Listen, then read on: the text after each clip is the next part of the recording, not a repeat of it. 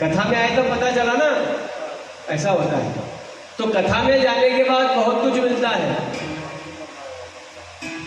लेने वाला चाहिए बस। या तो भगवान के हीरे मोती बट रहे हैं, कोई हीरे ले जाएगा, कोई मोती ले जाएगा, लेने वाले की क्षमता के ऊपर है। आइए गजेंद्र के मोक्ष की कथा हम प्रारंभ करते हैं।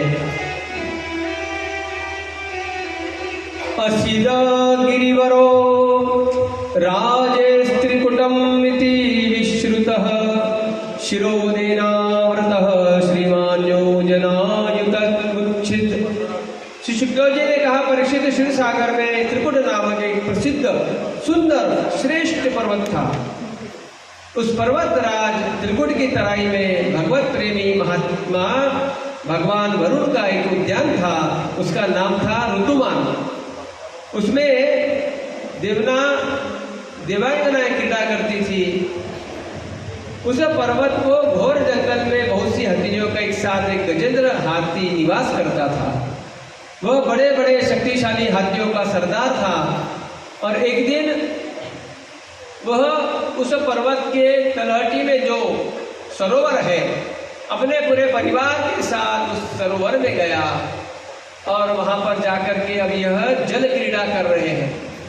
हाथी अपने सूंड में पानी भरता है, हथीनी के ऊपर डालता है, हथीनी पानी भरती है, हाथी के ऊपर डालती है।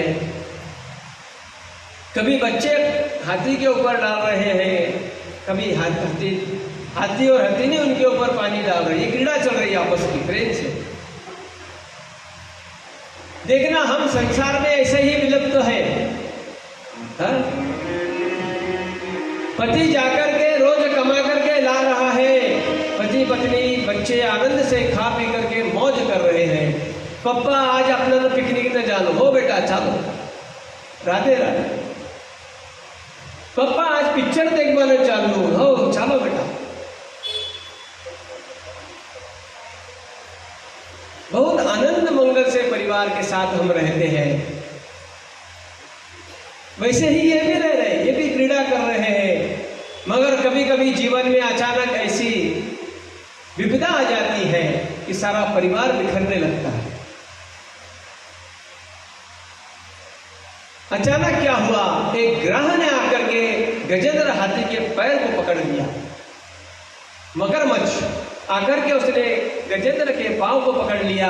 अब गजेंद्र के पांव को पकड़ लिया, उसने देखा कि किसी ग्राह ने पकड़ा है। वह अपना बल लगा करके उसका पैर छुड़ाने का प्रयत्न कर रहा है, अपने आप को बाहर लाने का प्रयत्न कर रहा है सरोवर से। कभी हाथी बाहर आने का प्रयत्न कर रहा है, तो कभी ग्रह उसको अंदर खींचने का प्रयत्न कर रहा है। ये देखा हथीनी ने क्या किया, अपनी सूंड से हाथी की पूंछ को पकड़ा, उसकी सहायता करने लगी, खींचने लगी। अब ये ग्राह जो है ये एक बीमारी है। आपने देखा होगा कई कई परिवारों में जो मुख्य कर्ता धर्ता होता है, उसको अचानक या तो पैरालिसिस आ गया या एक्सीडेंट में कुछ क्षति हो गई और वो बिस्तर पर पड़ा है, अचानक से हो गया। अच्छा हंसता खेलता परिवार उस दुख का सामना करने लगता है। ऐसे समय में उसका साथ देने के लिए सबसे पहले पत्नी आगे आती, फिर बच्चे आए। बच्चों ने देखा माँ भी प्रयत्न कर रही है, हम भी प्रयत्न करें। माँ की शेपूट को पकड़ा अपने हाथ सूंड से और खींचने का प्रयत्न कर रहे हैं। उनके साथी आए, रिश्तेदार आए, सारे हाथी एक दूसरे की पूंछ से पकड़ करके जो है खींचने का प्रयत्न कर रहे हैं। मगर ग्राह जो है, ग्राह उसको छोड़ने का नाम नहीं ले रहा। ये कभी तो उसको सरोवर के बाहर लेकर के आ जाते, मगर ग्राह कभी अपनी शक्ति लगाता तो सब अंदर ले लेते। ये कुछ समय तक चल रहा है। ऐसा ही होता है ना हमारे जीवन में, जब हमारे ऊपर कोई बीमारी आ जाती है, हम दवाखाने में भागते हैं, जाओ देखो डॉक्टर साहब कहते हैं आईसीयू में डालो, बहुत भयंकर बीमारी, बहुत सीरियस है, जाओ ये लेकर के आओ, क्या ये करके आओ। सारा परिवार, सारे रिश्तेदार, पत्नी, बच्चे, सारे मानसिक चिंता में रहते हैं कि इससे कैसे छुड़ाएं, कैसे रक्षा करें इनकी।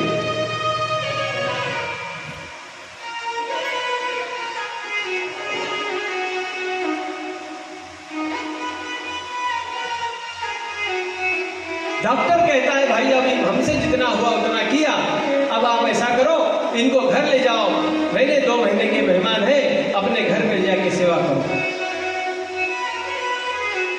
घर पर लेकर के आ गए, अब पत्नी बच्चे बहुएं सेवा कर रही है। इधर ऐसा ही हुआ, देखा इन सब हाथियों ने भाई अब तो ये कुछ समझ में नहीं आ रहा है, फिर बहुत प्रयत्न कर लिया मगर ग्राहक को छोड़ने को तैयार नहीं है। अब पीछे पीछे के सब निकलने लगे, अपने अपने समय, संध्या हो गई, सब निकलने लगे, चलो भाई अब अपना अपना देखो।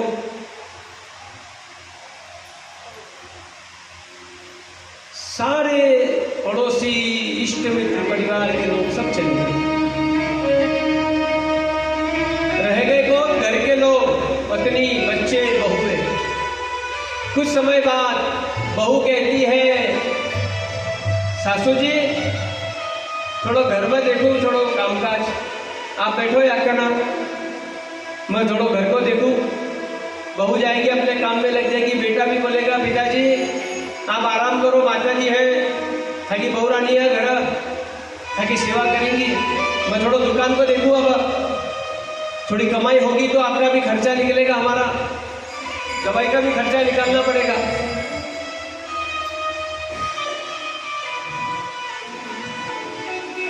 बच्चा भी चला जाता है व्यापार करने के लिए। अब रह गया कौन? पत्नी। पत्नी ने प्रयत्न किया, बाहर निकालने की कोशिश कर रही है, बहुत देर हो गई मगर कुछ फर्क नहीं पड़ा। तब पत्नी ने कहा जी सुनो, बेचारी बहू अकेली काम कर घर, अकेली काम कर रही हो और मुझे अच्छा नहीं लग रहा, थोड़ी सी मदद करना पड़ेगा मुझे जाकर। तो है ना, आप ऐसा करो, ये गिलास और ये चम्मच रखा है यहाँ पे, आपको किसी चीज की जरूरत पड़े तो इस चम्मच से गिलास को बजा देना, मैं दौड़ करके आऊंगी, आपको कुछ व्यवस्था रही तो कर दूंगी। पत्नी भी चली गई। अब गजेंद्र हाथी अकेला है, और वैसे ही है जो बीमार व्यक्ति है ना घर में, वो भी अकेला है। गजेंद्र हाथी अब रुदन करने लगा, मैंने अपने परिवार के लोगों के लिए क्या नहीं किया, मगर क्या हुआ, सबने मेरा साथ छोड़ दिया, मैं अकेला पड़ा हूं। बस यही बीमारी उस व्यक्ति को सच दिखाती है। व्यक्ति जब बीमार होता है, मरणासन्न होता है, तब वो विचार करता है कि मैंने अपने परिवार के लिए क्या नहीं किया, रात दिन इनके लिए भाग दौड़ की, मगर अब क्या मिला मुझे, कौन है मेरे पास, कोई नहीं। तब याद आते हैं ठाकुर जी, अब विचार करता है प्रभु अगर मैंने तेरी भक्ति कर ली होती तो आज मुझे दिन नहीं देखना पड़ता। वो मेरी विनती सुनो तो जरूर,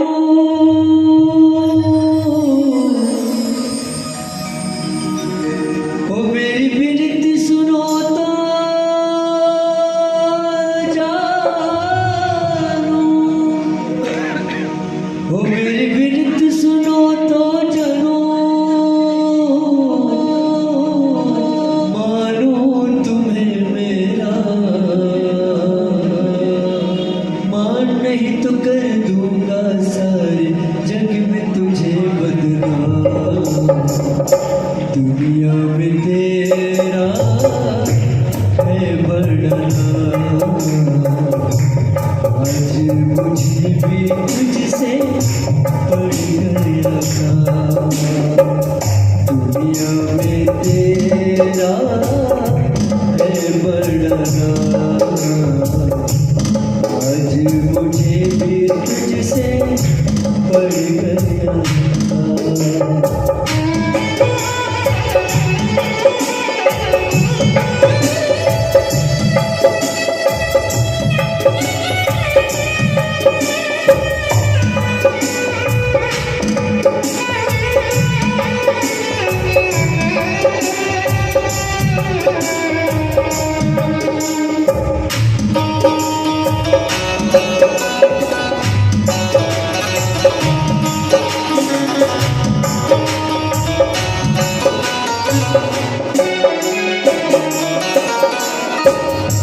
साथी जगत में बस एक अपना, साथी जगत में बस एक अपना, इस जीवन का आखिरी सपना।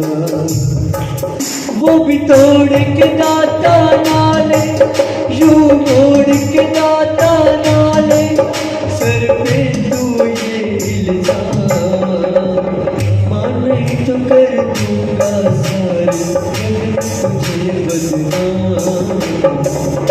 दुनिया में तेरा है बड़ा नाम, मैं नहीं कहता, कहते सारे तूने बनाए जान सितारे। दुख दूर करे तो मेरे सारे कष्ट हरे तो मेरे, गुण गाऊं तेरे शुभ शाम, और तो कर दूंगा सारे जग में तुझे बदनाम। दुनिया में तेरा है बड़ा नाम, आज मुझे भी तुझसे पड़ गया काम। दुनिया में तेरा तेरा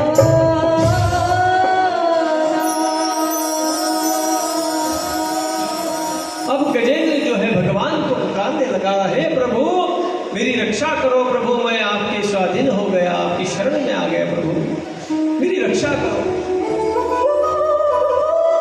जीवन में सबको अपना कहा प्रभु, मगर आपको कभी अपना नहीं बनाया, यही गलती हो गई, रक्षा करो भक्तवत्सल, रक्षा करो मेरी। जब आवाज लगाई, भगवान को पुकार लगाई, भगवान को पुकारने लगे,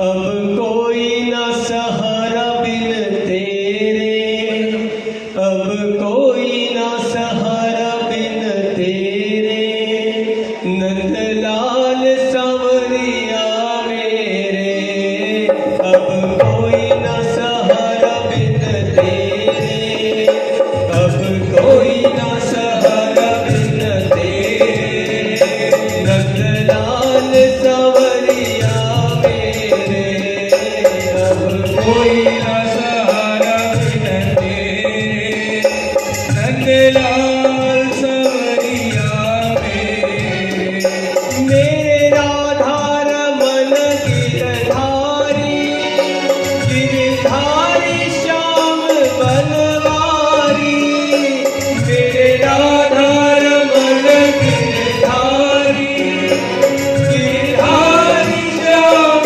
बनवारी, अब कोई ना सहारा बिन तेरे, गोलाल सांवरिया मेरे, अब कोई ना सहारा बिन तेरे, घनश्याम मुरलिया वाले। आओ प्रभु रक्षा करो मेरी।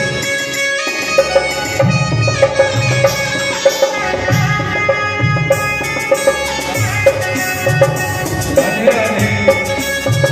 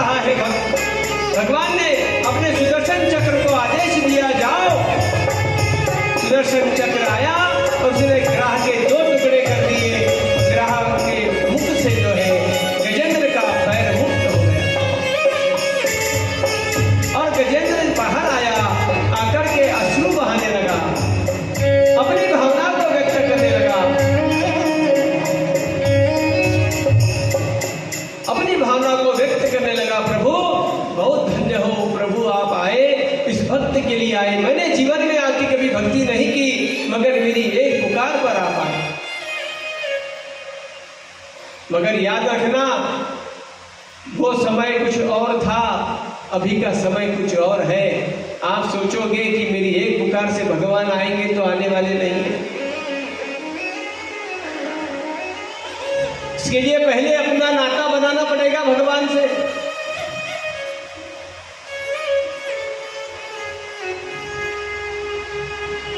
वो रिश्ता पक्का करना पड़ेगा,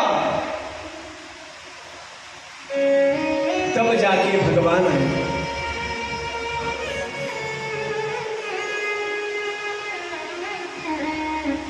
भगवान की प्रार्थना की, भगवान के सामने जो ग्रह कटा था ना, वो ग्रह एक सत्पुरुष उसमें से प्रकट हुआ। उसने आकर के प्रभु को हाथ जोड़े।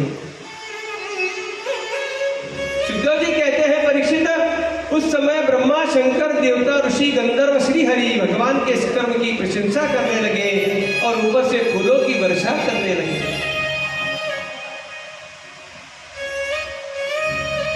स्वर्ग में दुमदुमिया बजने लगी, गंधर्व नाचने लगे, सिद्धगण भगवान पुरुषोत्तम की स्तुति गाने लगे।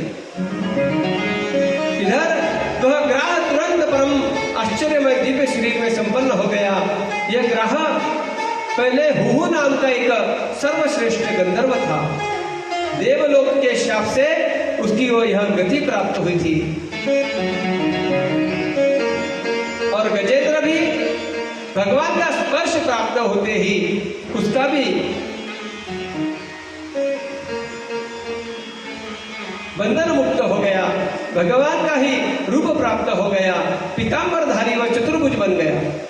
ये गजेंद्र कौन था पूर्व जन्म? गजेंद्र पूर्व जन्म में द्रविड़ देश का पंडुरवंशी राजा था। उसका नाम था इंद्रद्युम्न। वह भगवान का एक श्रेष्ठ उपासक एवं अत्यंत यशस्वी राजा था। एक बार राजा इंद्रद्युम्न राजपाट छोड़ करके मलय पर्वत पर रहने लगे। उन्होंने जटाएं बढ़ा ली, तपस्वी का वेश धारण कर लिया और एक दिन स्नान के बाद पूजा के समय मन को एकाग्र करके मौन व्रती होकर सर्वशक्तिमान भगवान की आराधना करने लगे। उसी समय देवयोग से परम यशस्वी अगस्त्य मुनि अपनी शिष्य मंडली के साथ वहां पर आ पहुंचे। उन्होंने देखा कि यह प्रजापालन और गृहस्थोचित अतिथि सेवा आदि धर्म का परित्याग करके तपस्वियों के प्रति भांति यह एकांत में चुपचाप बैठकर उपासना कर रहा है। उन्होंने राजा को श्राप दिया कि इस राजा ने गुरु से दीक्षा नहीं ली और अभिमानवश परोपकार से निवृत्त होकर मनमानी कर रहा है।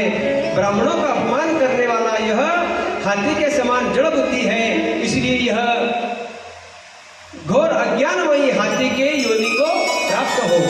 श्राप दे दिया, इसलिए हाथी बना गजेंद्र और भगवान की कृपा से इसको इस योनि से मुक्ति मिली।